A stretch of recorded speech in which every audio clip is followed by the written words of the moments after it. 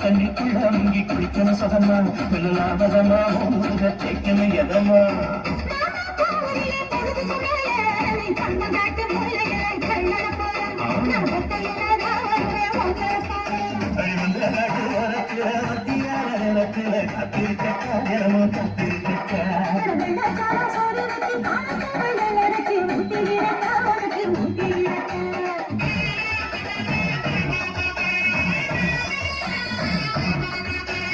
அஞ்சு முட்டாய் சீலை கட்டி